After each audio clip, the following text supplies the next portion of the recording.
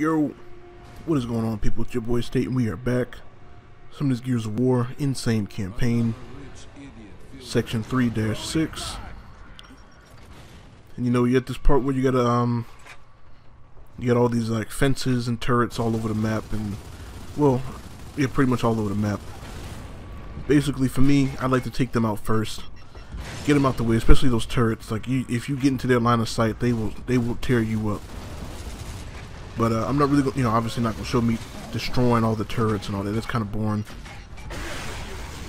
But like, I mean, this section it's not too bad. Like, the Bushka definitely makes the earlier section of this easier, because you can just kind of shoot them, shoot those grenades around and blow up a lot of those turrets, a lot of defenses. You can, if you save them for here, you can use them against the blood mounts. Does pretty good damage against the blood mounts. I think it kills any drone on like direct impact. And you still have this, you got this tripwire that you can use. Just keep the blood mounts from rushing into the room. And as long as your teammates don't roll in front of you like they try to do me, you can go ahead you can just use the Bushka to kind of take out the blood mounts and all that. Make things a little easier on you. I'm really not too scarce with my grenade usage. If I need to use a grenade, just chuck it out there. I'm not worried about saving them, because there is a section where you can actually save them for later. But if I got them, I'm gonna chuck them, and then I'll worry about how to do the next part later. I'm just worried about staying alive. And basically, where I came from downstairs. There was an onyx box back there, and there's a grenade, not a grenade, a shotgun turret that you can use down there, down the steps. And I picked the onyx box up, and what I was doing was I was using the ammo, and I was shooting the Bushka shots up on that ledge up there to kind of take out any of the drones that might be up there and all that. Save myself some of the trouble of close quarters, having to deal with some random BS that might happen. And I don't know how you would use the shotgun turret. I guess maybe on this part you could just kind of set it up in the middle to shoot any grenadiers that might go walk off to the side. But to me, you don't really need it. It's not really necessary in this part. This section is pretty easy. All you gotta do, drop the mortar on them.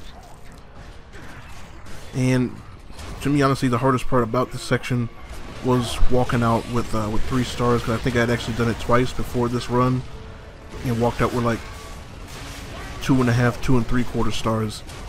But with this mortar, I think I kill the Reaver, and there goes my 3 stars. There's one more drone left. This doesn't hit him, but I do get one more Bushka shot left. So I'm gonna go ahead and I'm gonna shoot him right in his ass right there. And that's it for this part. So that part, not too bad. Now 3-7 is kind of a pain in the ass, because I mean, at this point it's the longest mission in the game by far. I like to take the turret that you get. I like to take it, just put it at the top of the steps, just for any random tickers that might run up, or wretches that you don't really have to deal with if you have that there. You do have to deal with those one-shot guys, but they do die rather quickly. Like, if you're able to hit them with the Bushka, it'll save you a lot of time on having to run over there and kill them yourself. Like right here, I actually wanted to come over here and try to pick up one of these one shots, because I think it'll make this section a lot easier when the heavies start coming out.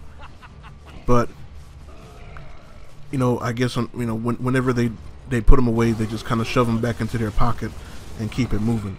So it is what it is. I'm not worried about it. You don't need the one shot here. I just figured it would make it easier. And I like to put the grenades on the walls back here, one on each side of the door. One on each door, in case I don't get rid of the one shot guys while they're walking up the steps. One grenade should kill them, because they are pretty weak. And then for the most part, I mostly just stay up here, lancer fire down. Your teammates will run down there, and they'll take care of a good load of the enemies. So you don't, I mean, a lot of them won't even make up the steps, because they spend so much time downstairs attacking your teammates. that you can kill them before they even get close to the steps. And there is an onyx box to your left in case you need it. And I did need it later on, but early on, you know, there was a lot of red clips that you can run around and pick up if you need to.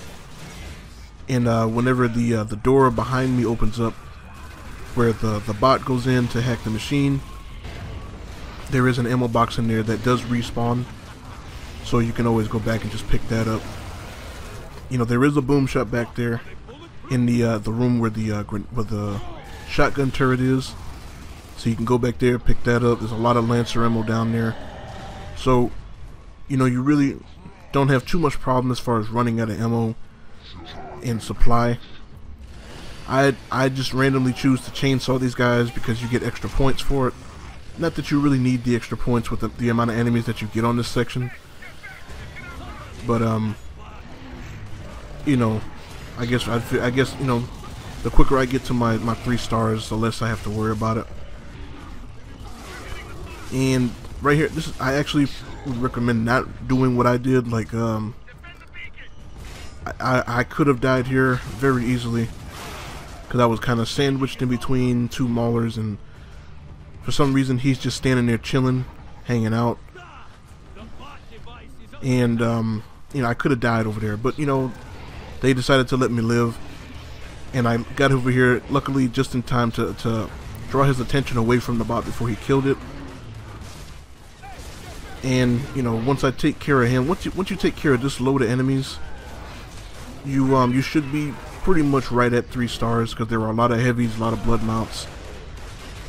So you know, I mean, the 3 stars here is really not that hard. It's more or less just kind of managing the chaos, keeping an eye on the enemies, and staying alive. Personally, like once after a while, I just decided to get rid of all the explosive stuff. Just kind of pick up a hammer burst, because I actually prefer a hammer burst for long range distance fighting than the Lancer, because you're able to zoom in a little bit better.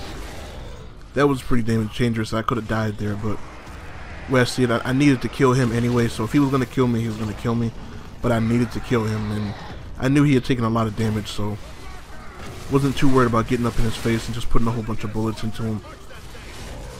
And then pretty much right at this part, when you get the little cutscene for the Berserker, you know just about, like, you know, you're almost done.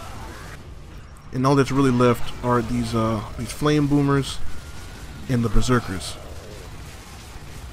And like, I at this point I wanted to try to save my grenades for the Berserkers. You know, like, it does way more damage to them than any gun and any bullets will do. So I wanted to kind of save it, but couldn't really afford to. Just get rid of the flame boomers as quickly as you can. As long as they're done, you know, as long as when they're dead, you don't have to worry about them. So you just go ahead and get rid of them. Like I said, just use them. You know, use it if you got it. Worry about whatever happens later. Worry about that later. And now here comes the point where you're just dealing with the Berserkers. I actually don't mind this little area down here if you're able to keep them in there. You got a spot where you can kind of jump behind cover. There's plenty of room for you to work, you know, for you to work around. And that part scared the crap out of me, because I did not know that second Berserker was there, and he just kind of walked up behind me and patted me on the shoulder. But luckily, he just kind of walked away and just let me go.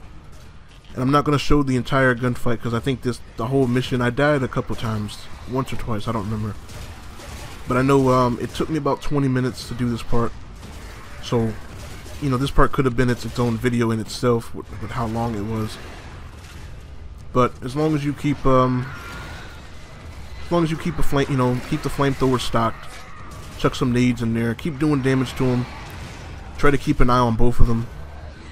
The Berserkers really aren't that hard. I never really died to the Berserkers. It was like, you know, all the stuff that was going on beforehand. But there goes the last one, and that part, not too easy. Once you get to the Berserker part, it's not too hard. So, thank you for watching. I'm out. Catch y'all later. Peace.